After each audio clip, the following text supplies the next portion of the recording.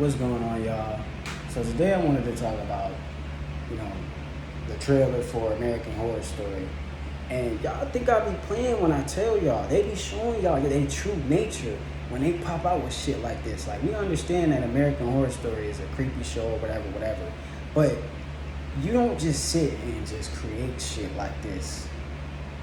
You don't create without, some type of inspiration or imagination, some type of inspiration. Like, where are you getting this from? And they showed too much shit in there that made me question, like the Greys, aliens, and the vampires and all that other creepy ass shit. Like, this is a shit that's actual, it's real. And it's crazy because most people won't believe that, but it is.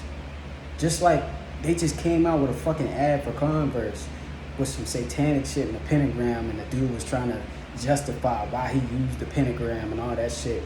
Bro, they're popping out with this shit. And they're not giving a fuck anymore, okay? They're not. But that's all I had to say for this video. I want y'all to look at this clip.